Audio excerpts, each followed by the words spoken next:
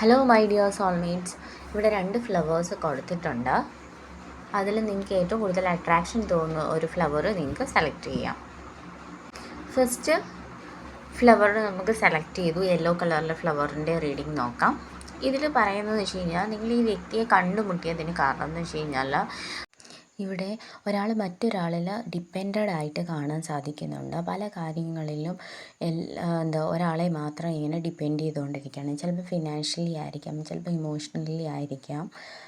നിങ്ങൾ പല കാര്യങ്ങളും ഈ റിലേഷൻഷിപ്പിൽ നിന്നും പഠിക്കാൻ വേണ്ടിയിട്ടും കൂടെയാണ് ഇങ്ങനെ ഒരാൾ നിങ്ങളുടെ ലൈഫിൽ വന്നിരിക്കുന്നത്. ചിലപ്പം ഒരു ഹെൽത്തി റിലേഷൻഷിപ്പ് എങ്ങനെയാണ്, ലവ് എങ്ങനെയാണ് എന്നൊക്കെ പഠിപ്പിക്കാൻ വേണ്ടിയിട്ടായിരിക്കും വന്നിട്ടുള്ളത്. ചിലപ്പോൾ നിങ്ങളുടെ പാർട്ട്ണർ നിൽക്കുന്നത് തന്നെ നിങ്ങളുടെ ഫിനാൻഷ്യൽ ഗ്രോത്ത് കണ്ടിട്ട് തന്നെയായിരിക്കും നിങ്ങളുടെ കൂടെ നിൽക്കുന്നത്.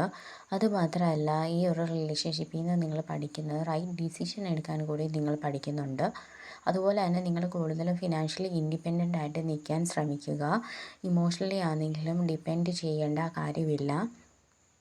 ഈ ഒരു റിലേഷൻഷിപ്പിൽ നിൽക്കുമ്പോൾ നിങ്ങൾ മ്യൂച്വലി രണ്ടുപേരും ഒരുമിച്ചാണ് നിൽക്കുന്നത്. പക്ഷേ ഒരു ചലഞ്ചിങ് ആയിട്ട് നിങ്ങൾക്ക് തോന്നിയേക്കാം. ചിലപ്പം ഇതിൻ്റെ ഇടയ്ക്ക് ഒരു കുട്ടികൾ ഉണ്ടായിരിക്കാം, വേറെ എന്തെങ്കിലും ഒരു ഇമോഷണൽ കാര്യങ്ങൾ, അല്ലെങ്കിൽ ഫാമിലി റിലേറ്റീവ്സ് ഒക്കെ ആയിരിക്കാം. അതുകൊണ്ടായിരിക്കും ഈ റിലേഷൻഷിപ്പിൽ നിന്ന് പെട്ടെന്ന് തന്നെ ഒന്ന് പുറത്ത് വരാൻ നിങ്ങൾക്ക് സാധിക്കാത്തത്. ചിലപ്പോൾ ഒരു ടോക്സിക് റിലേഷൻഷിപ്പ് കൂടി ആയിരിക്കാം ഇത്. ഈ ഒരു പാറ്റേൺ ബ്രേക്ക് ചെയ്യേണ്ട കാര്യമുണ്ട്. സോ ഇതിൽ നിങ്ങളെപ്പോഴും ലൂപ്പായിട്ട് വന്നുകൊണ്ടിരിക്കുകയാണ്. ഒരേ സന്ദർഭങ്ങൾ, ഒരേ കാര്യങ്ങളിൽ ഇങ്ങനെ വന്നുകൊണ്ടിരിക്കുകയാണ്. പക്ഷേ ഈ ഒരു ലൂപ്പ് നമ്മൾ കട്ട് ചെയ്തിട്ട് ഈ ഒരു പാറ്റേൺ മാറ്റിയിട്ട് വേറെ ഒരു നിങ്ങളുടെ ഗ്രോത്തിലോട്ട് പോകണം.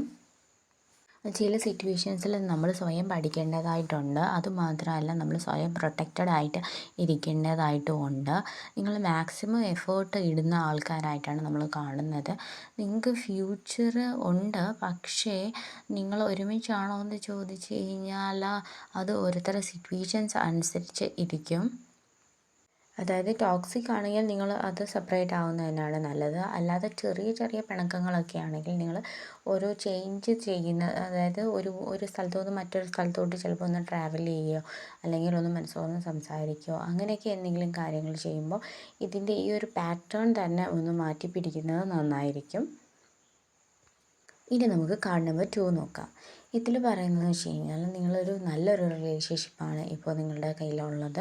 വളരെ സപ്പോർട്ടീവായിട്ടുള്ളതും വളരെ ഹെൽത്തി ആയിട്ടുള്ളൊരു റിലേഷൻഷിപ്പാണ് നിങ്ങൾ ബിൽഡ് ചെയ്തുകൊണ്ട് വന്നിരിക്കുന്നത്. ഇമോഷണലി ആയിക്കോട്ടെ, ഫിസിക്കലി ആയിക്കോട്ടെ, നിങ്ങൾക്ക് ഒരു നല്ലൊരു പാർട്ട്ണറാണ് നിങ്ങൾക്ക് കിട്ടിയിരിക്കുന്നത്. ചിലപ്പോൾ നിങ്ങൾ കുറേ നാളായിട്ട് അറിയുന്ന ആൾക്കാരായിരിക്കും, ചിലപ്പോൾ ചൈൽഡ്ഹുഡ് ഫ്രണ്ടായിരിക്കാം, പിന്നീട് നിങ്ങളുടെ പാർട്ട്ണറായിട്ട് വന്ന ആളായിട്ടാണ് നമുക്കിവിടെ കാണാൻ സാധിക്കുന്നത്. നിങ്ങൾക്ക് നേരത്തെ അറിയാവുന്ന ഒരാളാണ്. നിങ്ങളുടെ എല്ലാ കാര്യങ്ങളും ആദ്യം തൊട്ടേ അറിയാവുന്ന ഒരാളായിട്ടാണ് നമുക്കിവിടെ കാണാൻ സാധിക്കുന്നത്. ഈ വ്യക്തി നിങ്ങളെ ഇമോഷണലി ഒരുപാട് ടേക്ക് കെയർ ചെയ്യുന്നുണ്ട്. അതുപോലെ തന്നെ നിങ്ങളുടെ ഒരു കംഫർട്ട് സോണൊക്കെ വിട്ടിട്ട് നിങ്ങൾ തുറന്ന് സംസാരിക്കുന്നതായിട്ട് നമുക്കിവിടെ കാണാൻ സാധിക്കുന്നുണ്ട്. അതുപോലെ തന്നെ ഇവിടെ ഒരു ഹെൽത്തി റിലേഷൻഷിപ്പ് ആയതുകൊണ്ട് തന്നെ നിങ്ങൾ ഓപ്പൺ അപ്പ് ആവുന്നുണ്ട്.